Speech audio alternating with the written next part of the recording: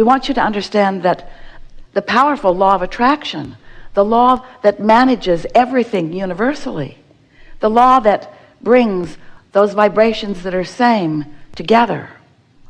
Law of attraction is providing the harmony, and the diversity provides the basis for it.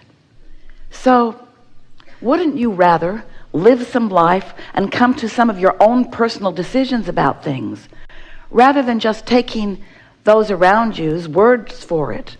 Didn't you find yourself early on knowing that you were misunderstood? Didn't those around you often mistake your intentions? Your goal in life is not to conform. Your goal in life is to create. And the only reason that anyone ever believes that they should or must conform is because you think that your power is in conformity. You think your power is in grouping up. You think your power is in coming together with others. And that is not the case at all. Your power is simply in your alignment to your source, to the energy that creates worlds. When you get tuned in, tapped in, turned on, when you are in alignment with who you are, clarity is your experience. And flow and ease is your experience. And so we're just saying, don't let those around you cause you to fragment your own clarity and knowing by acquiescing to agreeing with what they think just because they think it. They're not the boss of you. They want to be, but they are not. Now, we've spoken to all of your children just now. We're talking to all of you. We want you to feel the freedom of living your life and minding your own business, and not trying so hard to find agreement with others, not caring so much what you're getting back from others, not being so much a reactionary person, instead being one who lives your own life and comes to your own conclusion and launches your own rockets of desires and builds your own vibrational reality. Understanding that as you ask, even though it is often silent, when you know what you don't want, you know what you do want. You've been putting forth these rockets of desire, these clear rockets of desire, since your first breath here in this physical experience. And much was already in your vortex of intentionality before you even entered this physical body as consciousness. And so you are a powerful creator, and you have resources that are lined up for you.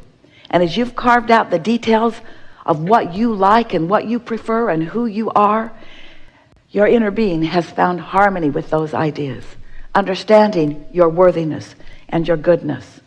And we are wanting you to understand your worthiness and your goodness.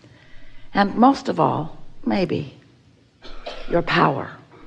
We want you to feel the empowerment of alignment and release the disharmony of fractured energy. When you say, I would like more money, we would like that to be a clear statement of expectation, anticipation. We think it would be so wonderful if you didn't water that down by saying, I want more money, but I don't have enough. That's a fractured statement. That's a fractured point of view. That's weakening your desire. Your desire was clear every time you launched the rocket. And Source heard you and believed you and agrees with you and is lining up circumstances and events to accommodate you. But when you notice what is and what isn't enough money, your attention to not enough money causes you to offer a vibration that contradicts the desire of wanting more money. And you can't have it both ways. You can't be offering a vibration of a desire for more money flowing to you at the same time that you're offering a statement that it isn't flowing. Because the universe is not responding to your words. The universe is responding to your vibration. And your vibration is understood by you by the way you feel. So if you feel downtrodden, if you feel disadvantaged, if you feel taken advantage of, if you feel not enoughness about something, then it doesn't matter how many words you offer. or how many people you tell, or how much you smile and hype your cause. The universe isn't responding to your words. The universe is responding to how you feel. So you've got to shift how you feel. If you don't have enough money, you've got to look for prosperity where it is in your experience. The prosperity of the sun coming up, and the prosperity of the way you move freely in this nation. The prosperity of being so free that you can choose bondage. The prosperity of having that comfortable bed that you sleep in, and that warm blanket that you pull up over you. You have to look for evidence of the prosperity that you wish to increase. You cannot look at the absence of something and increase what you want. Instead, you increase the absence of it. Doesn't that make perfect sense? The law of attraction is the law of inclusion. There's no exclusion in law of attraction. So when you look at something and you say, no, I do not want that, what you're actually saying to the universe vibrationally is, bring to me more of this that I do not want. So yes, yes, yes, yes, I want that. That's a really wonderful word. Yes, because yes is saying, come to me this thing I want. But when you say no, that's like saying, come to me this thing I don't want. So you want to begin to pay attention to what you're saying yes to, and say it more often, and what you're saying no to, and say it less often, because you get what you think about, whether you want it or not. So, as we began talking to you some years ago, we wanted you to understand how it works. And so we, for a while, called this body of work the science, because it's ever-changing and evolving, of deliberate, because focus is such a good thing. And that's the sweet spot of being here, to get to deliberately choose and decide. The science of deliberate creation.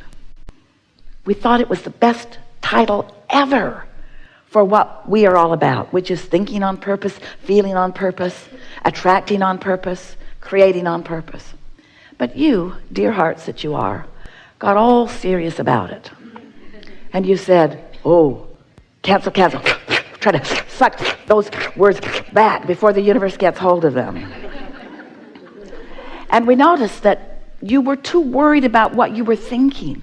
You began to apply this soft approach to life that we were wanting you to understand, that we were wanting you to feel knowledge about. Because if you don't understand how the laws work, then you can't notice the consistency with which the law responds to you. Once you understand how the law of attraction works, then you can notice its absolute consistency, and then you can find your place within it. Once you understand that you were source energy before you came into this physical body, and that source energy part of you is still alive and well and active and dominant, then you can understand that you in every moment have a source energy perspective and a human physical personality perspective, and that those two perspectives are playing off of one another. In other words, you are having vibrational relationships with who you really are, and what you really want, and what you really know, and what you're thinking and speaking and knowing in this moment. So the emotions that you feel have to do with how wide that gap is between you and you. When you are in sync with who you are and you've closed that gap, you feel love, you feel exhilaration, you feel satisfaction, you feel eagerness. But when the gap is wide, when what you're thinking is very different from what the source within you is thinking about this moment in time, because that's always where your inner being is focused, right here with you about what you're focused upon, right here, right now about what you're focused upon, right here, right now about what you're focused upon, right here, right now about what you're focused upon. So your inner being is focused. Did we tell you right here, right now about what you're focused upon? Do you understand that your inner being is focused right here, right now about what you're focused upon? And your opinion about what you're focused upon matters in relationship to how you feel. If you're mad at yourself, since your inner being never is, that's what that feeling of guilt feels like, or self-blame. If you're hating someone, and they darn well deserve it too, don't they? That's what Esther says, Abraham, you just need more information. You need more information. If you're hating someone, that feeling of hate within you is the emotion that you feel when what you're thinking about right here, right now, and how your inner being is viewing it right here, right now, are vibrationally different.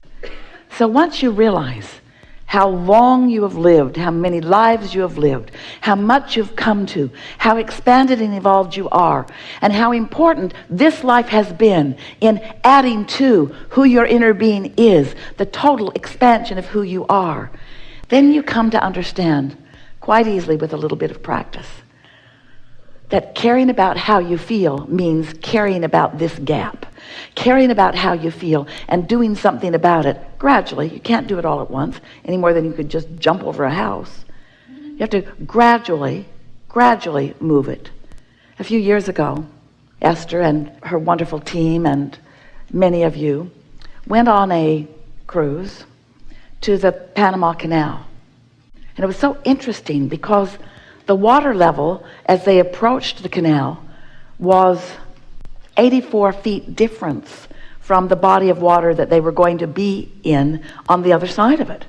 84 feet.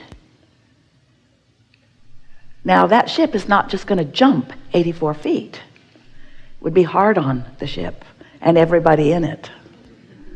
So instead, it just moved into a channel, and then the water gradually rose. And when the water was level with the next lock, they opened the gates and the ship just sailed in. And then the water rose again. And when the water was level with the next lock, then the gate opened and the ship just sailed in. And so in a relatively short period of time, much shorter than Esther wanted it to be because it was awesome to see, that big passenger ship that seemed like it was more than a city block long just moved up that 84 feet.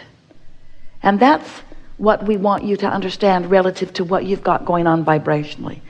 Maybe things have been happening and you've been focused upon them, and you've been doing what is normal sort of kind of to do when you're physically focused. You react to the condition, and so you've set a vibrational tone. You've thought some steady thoughts. You've formed a belief about something. You believe that sea level is here when you'd like it to be here. And you can't suspend those beliefs because what is promoting them. Isn't that interesting? That was Esther's first grievance with law of attraction. Ooh, this doesn't seem right. That what I'm focused upon has me feeling this way, and because I'm feeling this way, more things like it are coming to me. So I keep just proving my belief. She argued with us early on. She said, but Abraham, it's true. It's true. And we said, what's that got to do with anything? And Esther just couldn't believe she was hearing infinite intelligence quibbling about truth.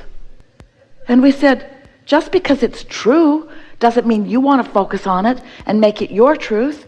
It's only true because people have focused upon it and made it their truth. Because law of attraction brings you what you focus upon.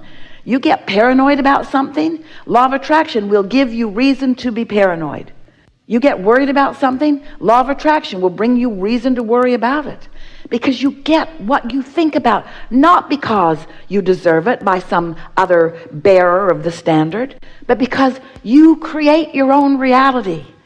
And so, as you begin to understand that you create your own reality, and you understand that you are source energy in a physical body, and you understand that you've been sifting and sorting and knowing what you don't want and knowing what you do want and asking and launching rockets of desire that are held, literally, we're not kidding you, in a vibrational reality where your inner being is tending to them, and circumstances and events are being gathered in order to bring you the full fruition of what you want.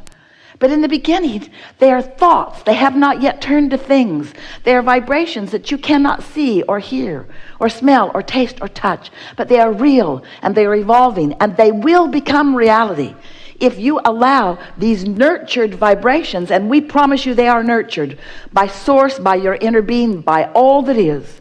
They're being nurtured for you and ready for your clear, conscious receiving of them.